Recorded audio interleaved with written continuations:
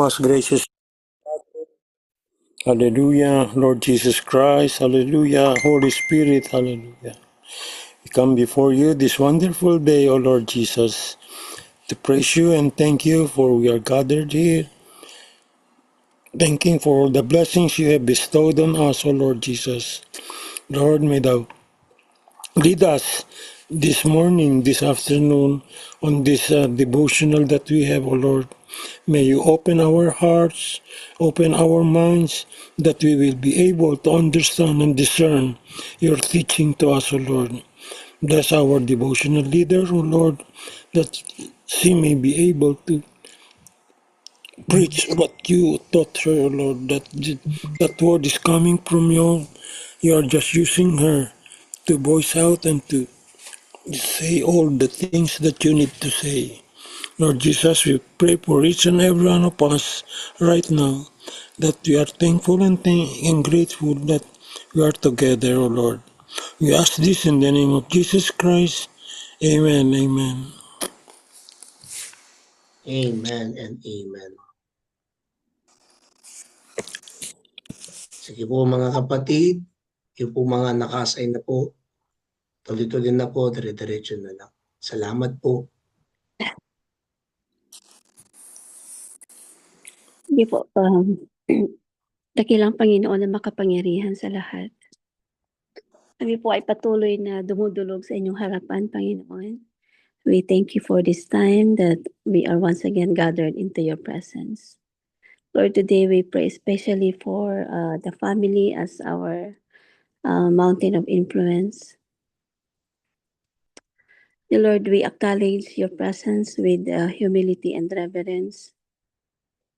Acknowledging, Panginoon, that every family is established by you. You are the author of life, the designer of covenant, Lord, and the foundation of our homes. Dear Lord, we declare that our families be not be ordinary units only, but spiritual altars, Lord, and mountains of influence set by your hand. Father, we ask you to rule in our families where self-will has taken the throne. We surrender it to you. Where pride, fear, or brokenness has spoken loudly, we invite the voice of the Holy Spirit to lead. Teach us to walk in continuous surrender, Father, choosing obedience over comfort and faith over familiarity. Dear Lord, we pray that our families be in a godly order within our homes. Let love be patient and kind. Let truth be spoken. Let forgiveness flow freely. And let peace guard our hearts and our relationships always, Lord. Dear Lord, we raise our families to be lights in the dark, especially, Lord, into this world. May our homes influence communities, churches, workplaces, and generations to come. Let our children be rooted in truth, Father, and everybody and every member of the family be rooted in you. The Lord, we pray, we stand against every assignment of the enemy that seeks to weaken our family, that seeks to divide or silence us. By the authority of Jesus' name, we declare that our homes are covered by the blood of Christ and empowered by the Holy Spirit at all times. Father, may our families reflect your kingdom, just like a mountain that cannot be shaken, a testimony of grace and a living witness of your glory. Dear Lord, we dedicate every member, every season, and every future generation for you, Lord. And this we ask in the mighty name of Jesus. Amen and amen. Yes, Lord God. Hallelujah. Hallelujah, Lord Jesus. Hallelujah, Lord God. Yes, eternal God. We humble down before your presence again, Lord Jesus. Hallelujah. And lift up to you, Lord, the body of Christ. in the name of Jesus. Hallelujah, Lord God. We speak, Lord God, and declare the unity, Lord God, and the spirit, Lord God, hallelujah, of purity and devotion. Hallelujah, Lord God, to all body of Christ, Lord God, not only here in the Philippines, Lord, Luzon, Visayas, and Mindanao. Nakikita mo, Father God, ang bawat ministerial, Lord Jesus, and ministerial heads, O God. Nakikita mo, Father God, ang pagkakanya-kanya. Nakikita mo, Father, kung gaano ito kahirap, Lord Jesus, i-unite, Lord God, dahil kapag may Lord God, kapag merong nangunguna, na kapag merong taong ayaw, Lord God, sa pamumuno at sa nangunguna, ay gumagawa din sila. Hallelujah. Kaya Lord, we are asking, Lord God, forgiveness and praying, Father God, to your Holy Spirit. Lord, because I know, God, na kayo lamang po, Panginoon, ang makagagawa ng mga bagay na nais mong mangyari. Lord Jesus, sa mga itinayo mong iglesia, Luzon, Visayas, and Mindanao. Lord, as what you have said in Ephesians 4:3, that make every effort to keep the unity of the Spirit through the bond of peace. That's the reason why we are asking, Lord God, hallelujah, your power to manifest, oh God, in every ministerial heads, even every denominations, not only for the Global Methodist Church. I speak, Lord, for all denomination, praying, Lord, to strengthen every member, to fulfill their calling under Christ, our head, oh God, in Jesus' name, that the church may be built up in faith and love. Hallelujah, for you are the body of Christ. We are the body of Christ, oh God, and each one of us, oh God, is a part of it, Lord Jesus. So we speak, Lord God, hallelujah, to preserve us, oh God, preserve your people, oh God, the body of Christ from every division. Oh, hallelujah. Guide us, Lord God, guide your people, the body of Christ, oh God, in truth, and sustain us, Lord God, in holiness, that we may faithfully proclaim, Lord God, your kingdom. Hallelujah, Jesus. Naniwala po ako, Lord God, na may gagawin ka, Panginoon, lalo na sa darating, Lord God, na 2026. Ito po ang panalangin namin habang wala pa kami, Lord, hindi pa kami nakatawid sa taong ito ng year 2026. We are praying for preparation, praying for the empowerment, praying, Father God, hallelujah, Lord Jesus, your power to manifest, oh God, hallelujah, sa lahat, Lord God, ng mga founder, hallelujah, walang imposible sa'yo. Remember also, Father God, the GMC, the Global Methodist Church. I speak right now and pray, hallelujah, the coming event, oh God, of the Global Methodist Church, the annual conference, praying, Father God, to remember every bishops, oh Lord. Lord, extend your holy hands for them and give them wisdom, Father. Especially, Lord, kay Doc Lothar, Father God, hallelujah, na siyang, kumbaga, Panginoon, siya, Panginoong Jesus, ang, Lord God, pumapasan, at siya, Panginoong Jesus, hallelujah, Lord God, ang nakikiramdam, naghahanap ng paraan kung paano niya, Panginoon, mapag-isa ang lahat ng mga pastor under, Father God, his jurisdiction under the GMC, Father. We are praying wisdom for him, praying, Father God, for more, Lord God, knowledge, oh God, at sa mga tao, Lord God, surrounds him, oh God, with generous people because, oh God, of his desire, oh God, in his heart, oh God, to support all pastors, Father, hallelujah, not only, Father God, in Manila, but even, Father God, in Visayas and Mindanao, Father, especially here, oh God, in the province of Aklan, nakikita mo, Panginoon Jesus, hallelujah, ang bawat mga kapastoran dito, mga pastor, Father God, sa mga bulubundukin, Father God, nakikita mo, but naniwala po kami ng Diyos, Panginoong Jesus, ng ibang bansa, Diyos ng Amerika, Diyos, Father God, ng Manila, Diyos, Lord God, hallelujah, ng kung saan pa man ay Diyos din, Panginoon, ng nasa bundok. You are the same, oh God, that we worship. Hallelujah. Dadalangin ko, Panginoon, na kung saan, Father, sa lahat ng mga expenses, sa lahat, Lord, ng mga, Lord Jesus, ng departments, oh God, sa finance, oh God, Lord, sa boom, oh God, Lord, sa music, sa lahat-lahat, Lord Jesus.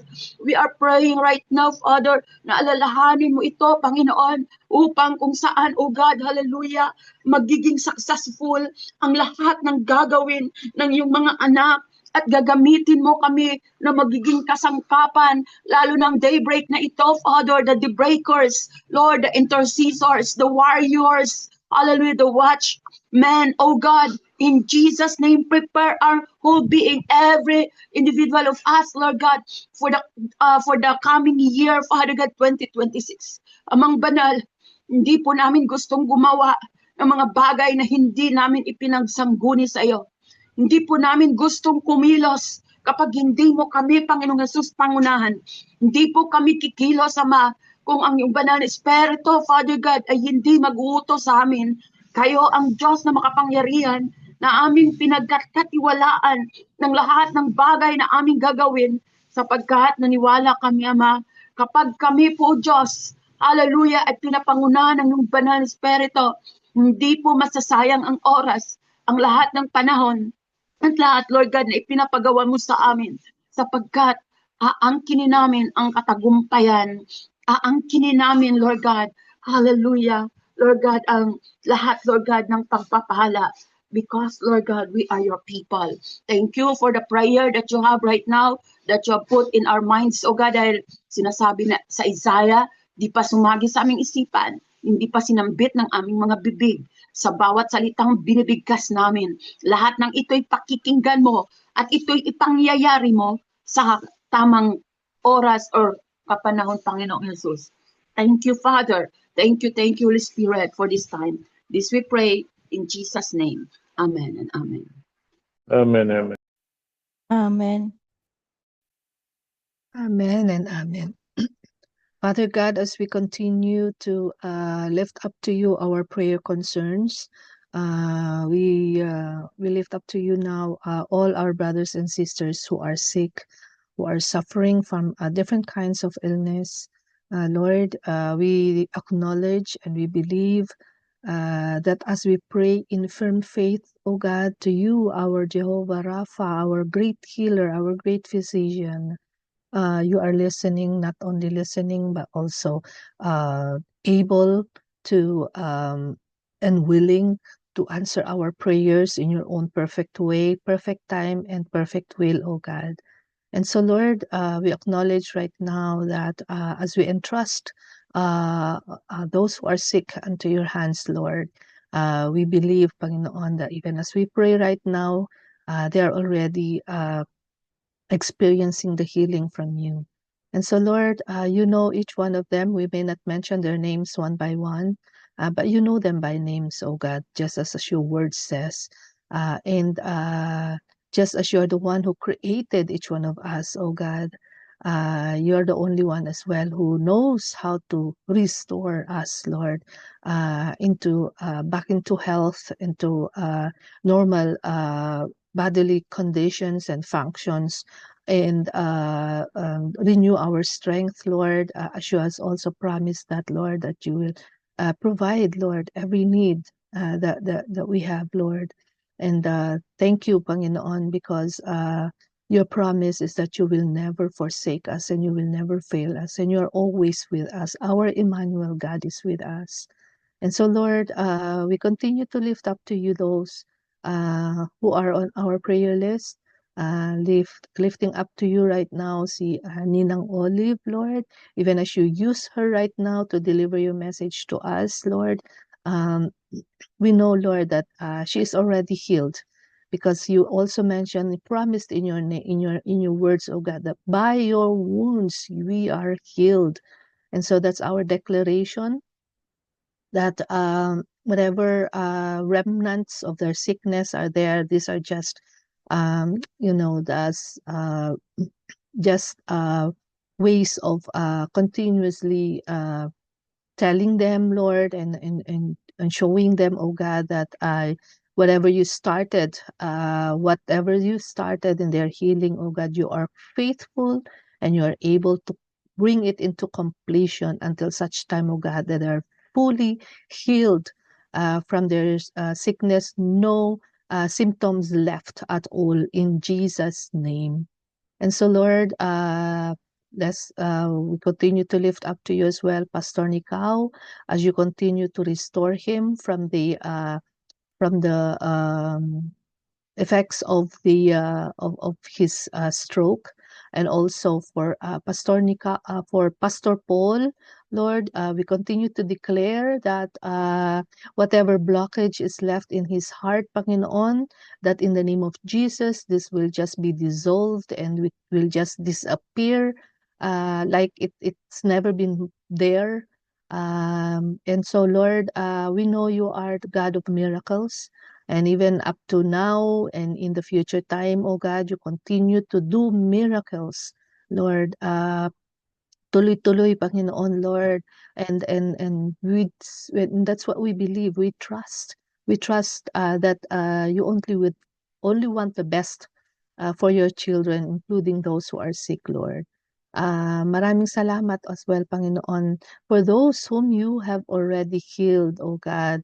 Dito sa Daybreak, Lord, we are witnesses of answered prayers, instant answers to prayers even.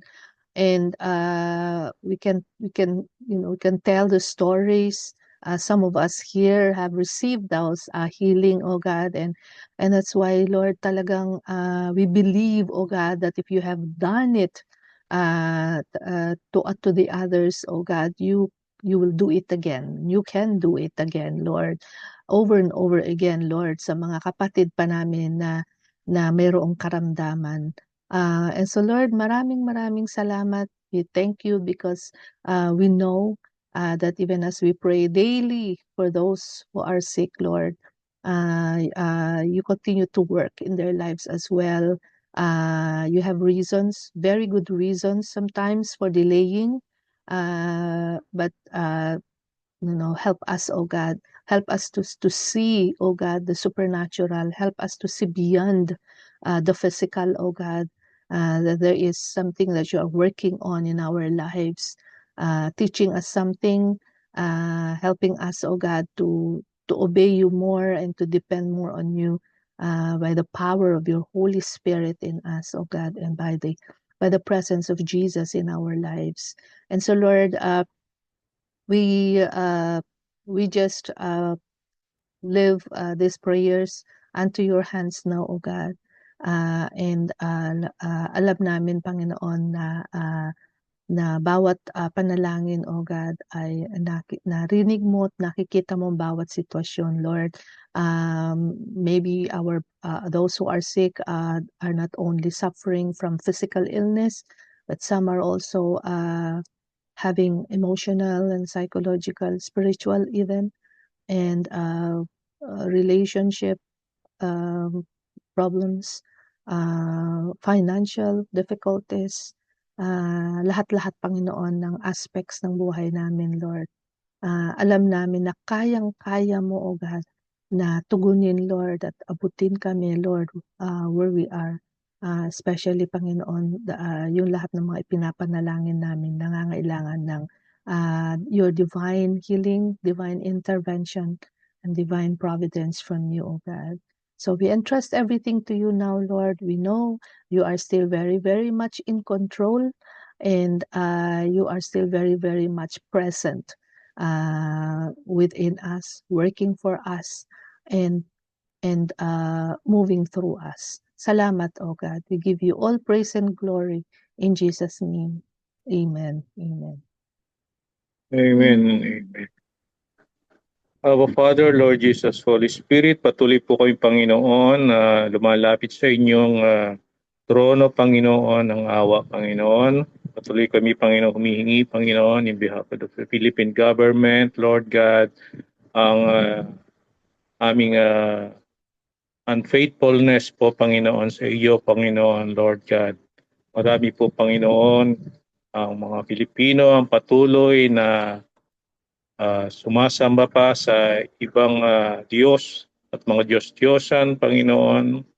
At Panginoon, hinihingi po namin ito ng patawaran, Panginoon, sa inyong harapan, Lord God. Nawa, Panginoon, na bigyan Your grace, Lord God, ay patuloy, Panginoon, na lumaganap po, Panginoon, sa bansa, Panginoon. At patuloy po namin, Panginoon, tinataas sa inyo ang mga leader po ng aming bansa, mula sa aming Pangulo, Panginoon, ang aming Ferdinand Bongbong Marcos, Panginoon, na patuloy mo po siya, Panginoon, bigyan ng wisdom, knowledge, and skills, O God, upang pamunuan po, Panginoon, with justice, Panginoon, with righteousness, Lord God, and with holiness, Lord God, ang aming bansa, Lord God. Lord, we pray also, Lord God, yung three branches of the government, the executive, Lord God, the legislative, and the judiciary, Lord God, na patuloy mo po, Panginoon, itaas, Panginoon, ng antas ng pagkakilala sa inyo, Panginoon, Lord God. We pray, O God, na marami pa po, Panginoon, na mga officials, government official, makakilala sa iyo, Panginoon, at patuloy na maglilingkod sa inyo, Panginoon, Lord God, sa pamagitan ng mga posisyon, Panginoon, sa gobyerno namin, Panginoon. Lord, we cancel all the negative declarations over the Philippines, Lord God. At we pray, O God, na the Philippines is yours, Lord God. Kayo po ang hari ng Pilipinas. Kayo ang Diyos ng Pilipinas, Panginoon. And we come and intercede in behalf of all the Filipino people, Lord God. At winawasak namin, Panginoon, yung kapangyarihan ng demonyo po, Panginoon, na kumakapit po, Panginoon, sa lahat ng bahagi ng aming gobyerno, Lord God, na nagibubunga po, Panginoon, ng korupsyon, Lord. Lord, we cancel all the corruption, the spirit of corruptions, Panginoon, sa puso, Panginoon, ng mga government officials, Lord God, at lalo-lalo po, Panginoon, sa mga namumuno ngayon, Lord God. We pray and lift them up, Lord, to you, Lord God. We pray also, Lord God, that our peacemaker, O God, mga kasundaluhan at mga lahat, Panginoon, ng nasa AFP, Lord God, patuloy niyo po sila, Panginoon, proteksyonan, Lord God, at dalahin po namin, Panginoon, ng patuloy na kapayapaan, Lord God, ang manatili, Panginoon, dito sa Philippine region, Lord God, sa West Philippine Sea, Lord God, at sa buong parte, Panginoon, ng Southeast Asia, Lord God. We pray, O God, yung mga adversaries, Lord God, ng Philippines, Lord God, ay patuloy mo po, Panginoon, i-weaken, Lord God, ito. I-open niyo po yung mga eyes, Panginoon, ng mga ibang bansa, Lord, na nagnanais, Panginoon, na sakupin o nagnanais na angkinin, Panginoon, ang mga teritoryo ng Pilipinas, Lord God. Lord, kayo po, Panginoon, naglagay ng mga batas, Panginoon, at kayo rin, Panginoon, ng may karapatan, Lord God, sa lahat ng ito. We pray for them, O God. At dalangin po namin, Panginoon, na lahat po, Panginoon, ng Pilipino, Panginoon, na magkaroon ng malasakit, Panginoon, sa iyong creation, Lord God. Lalo-lalo na dito po sa bansa, Lord God. We pray, O God, na magkaroon ng patuloy na malasakit, Panginoon, sa mga kagbundukan, sa mga karagatan, at sa mga natural resources po ng Pilipinas, Lord God. We pray, O God, yung pong mga gumagawa po, Panginoon, ng hindi maganda sa aming mga kapaligiran, Lord God, ay bukas niyo po ang mga paningin nila, Panginoon, ang kanilang mga isipan upang makita nila, Panginoon, that you have entrusted to us, Lord God. We are just a steward, Lord God, ng iyong mga creations, O God, upang patuloy kami, Panginoon, managana, Lord. We declare overflowing blessing, Panginoon, over the Philippines, Lord God, in these coming years, O God. Prepare our hearts and mind, Lord God, as we continue lifting up to you, Lord God, and declare, Lord God, as you prophesy, O God, that the Philippines will be a springboard of all missionaries, Panginoon, in many parts of the world, Lord God. Lord, we come to you in one spirit, O God, in prayers and intercede that you alone, O God, be glorified and magnified. In Jesus' name we pray. Amen and amen. Amen. Our Heavenly Father, who oversees heaven and earth, who is also all seeing, all knowing, and all listening, God, we lift up to you your beloved nation, Israel. We ask for peace that only you can give, Lord, our Prince of Peace. May your peace cover the cities of Israel, and may there be reconciliation and forgiveness among the nations that are at war with Israel and the people dwelling in the different areas, Lord. Protect your people from harm, from bodily harm and spiritual harm. Father, we also lift not just Israel but other nations that are at war, like Ukraine, Russia, and other parts of the world.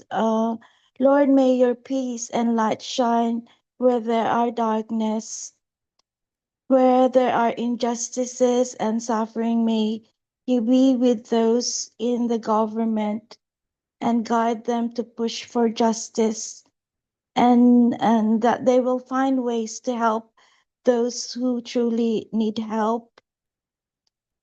Father, for those affected by calamities, Father, we ask for help, comfort, and support, especially those who are currently suffering in pain, those who lost their loved ones, homes, employment, and belongings. Father, we ask for supernatural provision for those who are in desperation and in need, and supernatural protection for those who are at risk from harm and abuse.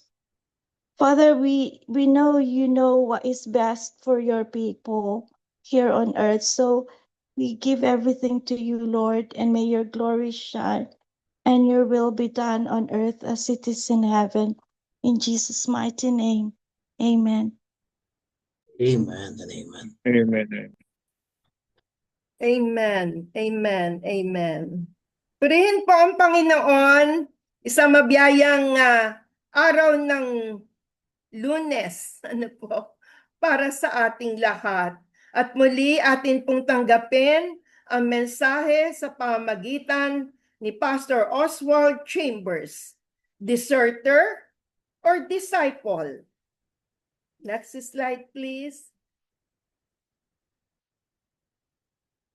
Ito po yung basihan ng kanyang mensahe po. John 6:66. Parang hindi maganda yung number, po. Pero parang hindi rin maganda yung mga pangyayari tungkol sa mga alagad. From that time, many of his disciples went back and walked with him no more. Next slide, please. When God, by His Spirit, through His Word, gives you a clear vision of His will, you must walk in the light of that vision. Even though your mind and soul may be thrilled by it, if you don't walk in the light of it, you will sink to a level of bondage.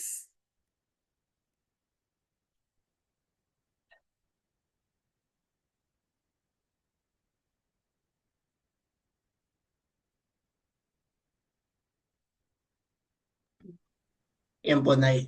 Pasensya na po, nagkaroon po ng problema.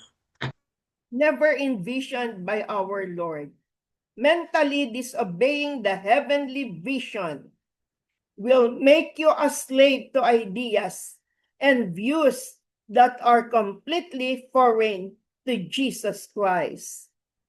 Next slide, please po. Don't look at someone else and say, well, if he can have those views and prosper, why can't I? You have to walk in the light of the vision that has been given to you. Don't compare yourself with others or judge them. That is between God and them. When you find that one of your favorite and strongly held views clashes with the heavenly vision, do not begin to debate it. If you do, a sense of property and personal right will emerge in you, things on which Jesus placed no value. He was against these things as being the root of everything foreign to himself. For one's life does not consist in the abundance of the things he possesses. If we don't see and understand this, it is because we are ignoring the tendency is to lie back and we are ignoring the underlying principles of our Lord's teaching.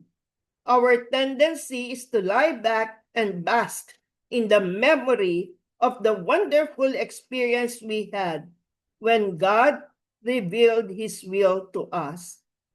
But if a New Testament standard is revealed to us by the light of God, and we don't try to measure up or even feel inclined to do so, then we begin to backslide.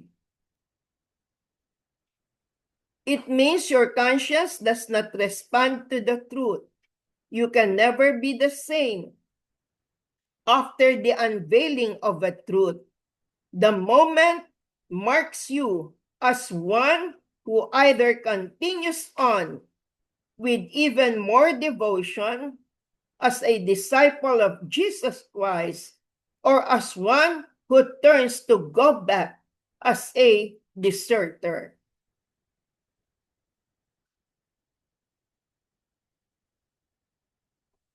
Ano na po? Nadoble po ito. Ito po yung wisdom from Oswald. To those who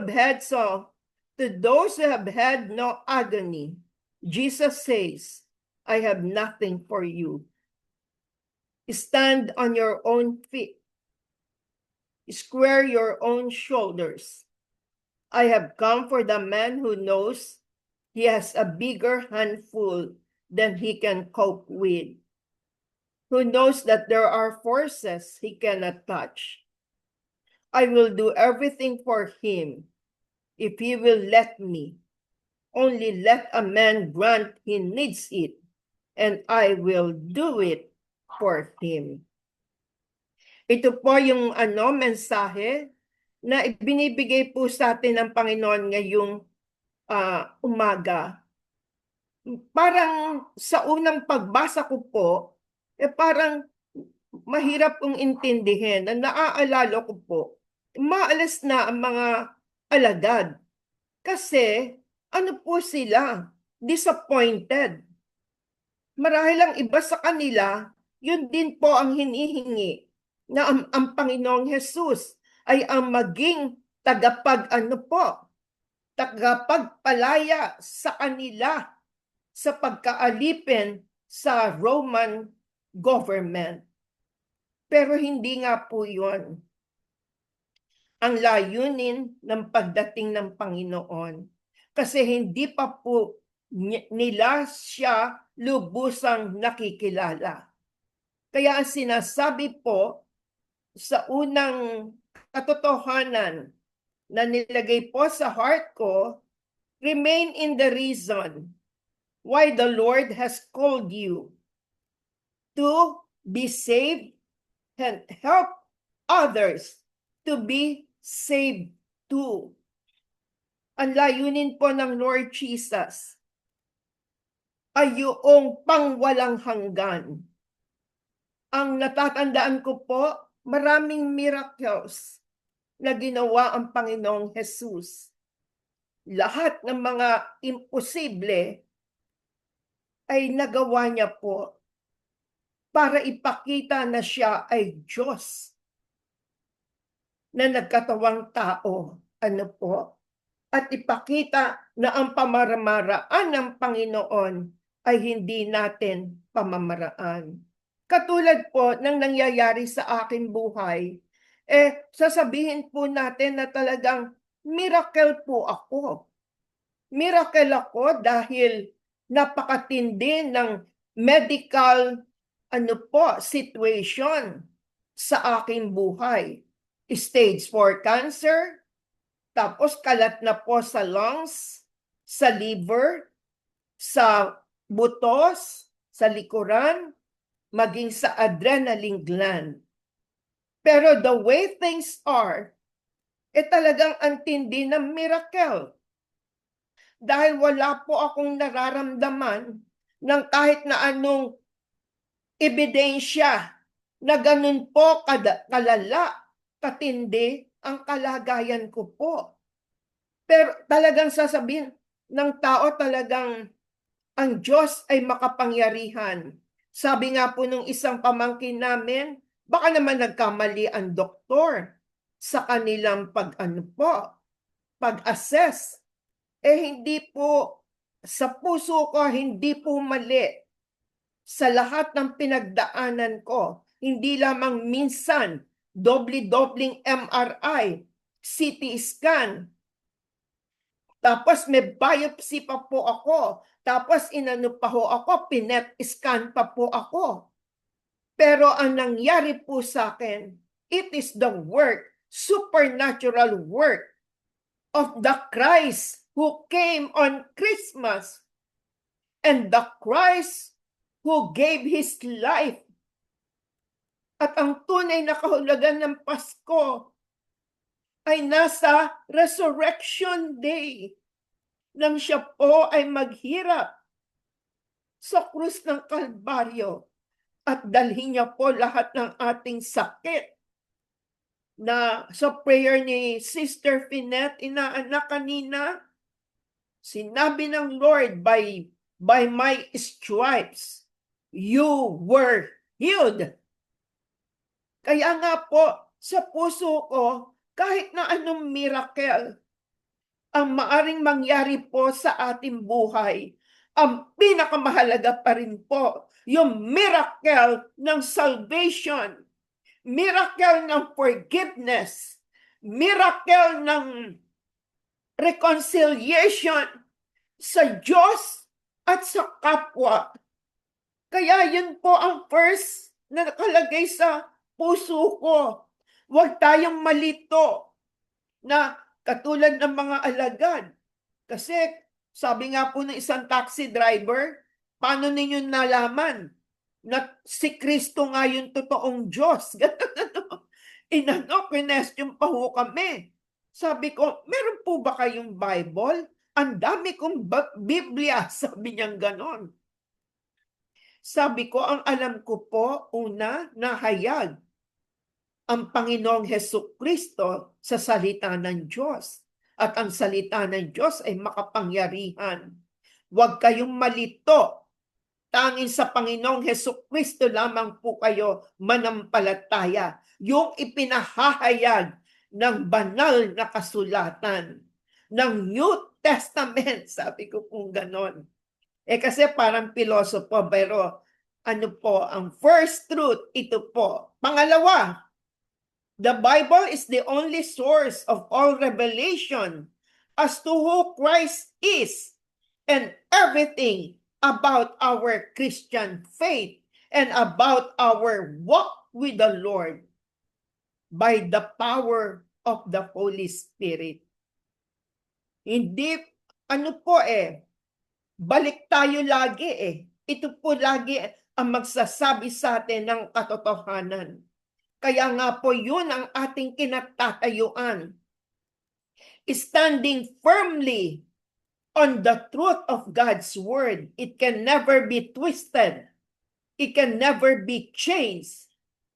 Kundi as the Holy Spirit has revealed all the things by the power, by the revelation of what the Bible says. Kaya nga po, purihin ang Panginoon. Maliwanag na maliwanag po sa atin, lalo na po tayo, na tumayo who Christ is.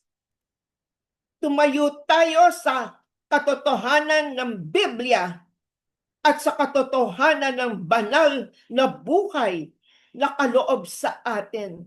At lahat po ay sa pamamagitan ng Lord Jesus by the power of the Holy Spirit.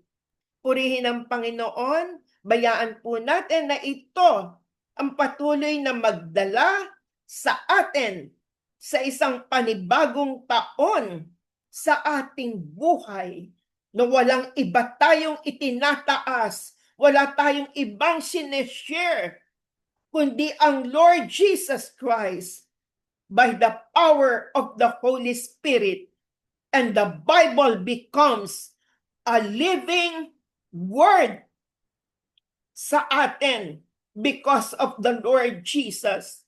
Lahat po, from the Old Testament to the New Testament, it points to Jesus, the living word, and soon to be the coming King of Kings and Lord of Lords.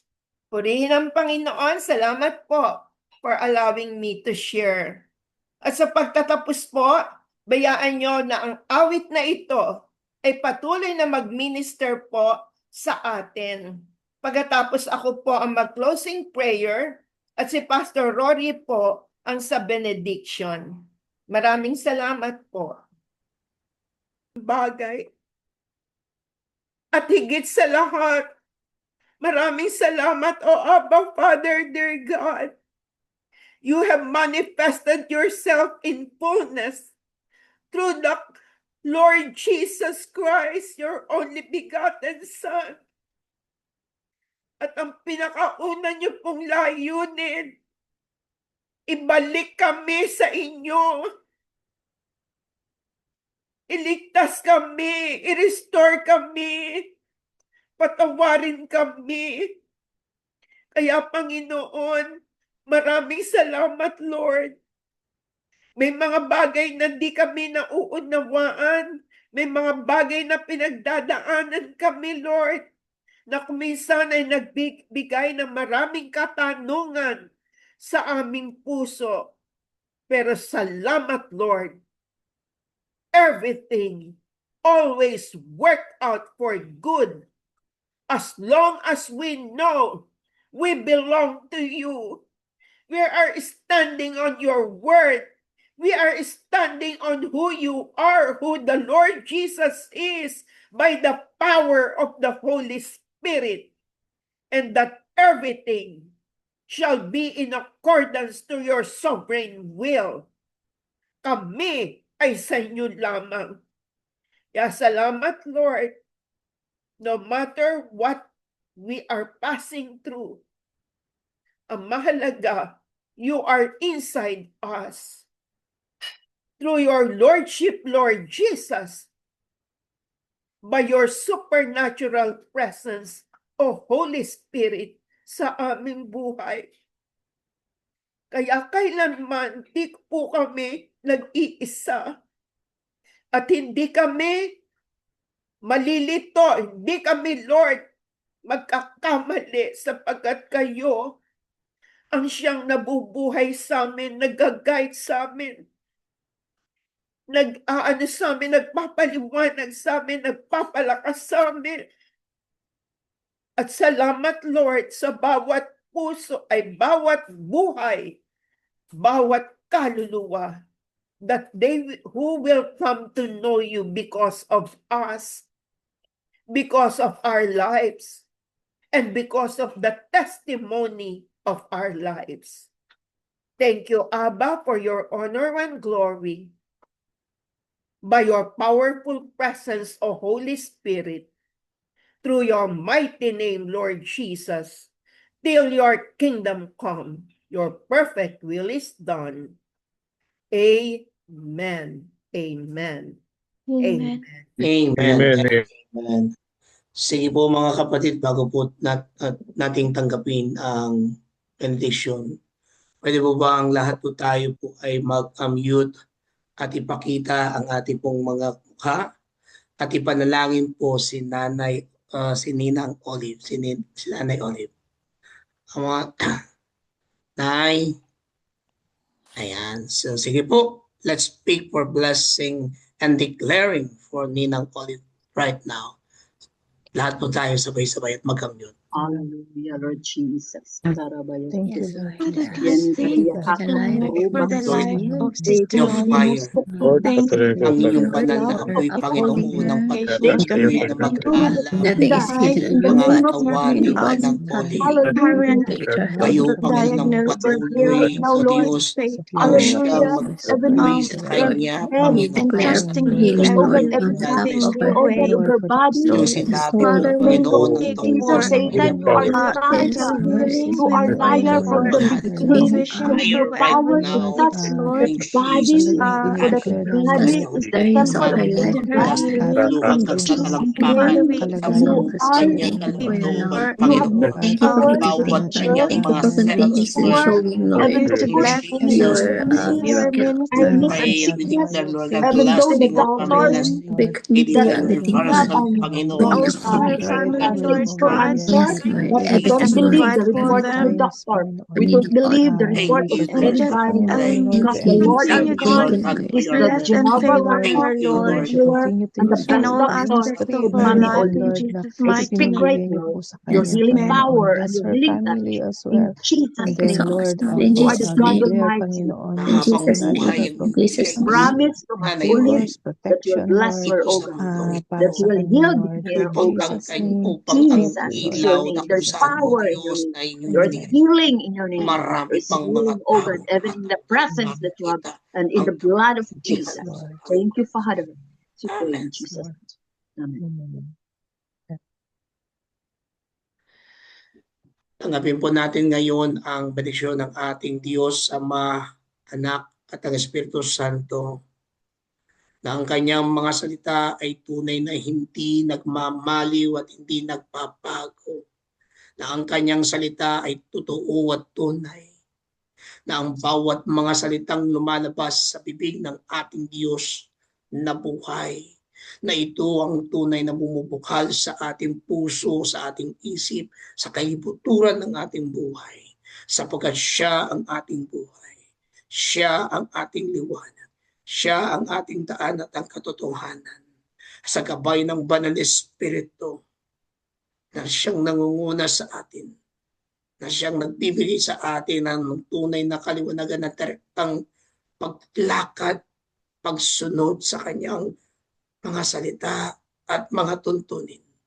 At salamat sa pagliligtas at pagparito ng ating Diyos na buhay at pagkamatay, ngunit siya'y babalik na muli sapagkat siya'y hari ng mga hari, Diyos ng mga Diyos, at siya ang tunay na ating kaligtasan ngayon at kailanman. Ang lahat ng mga anak ng Diyos ay magsabi na Amen. Amen. Amen. Amen, amen, amen.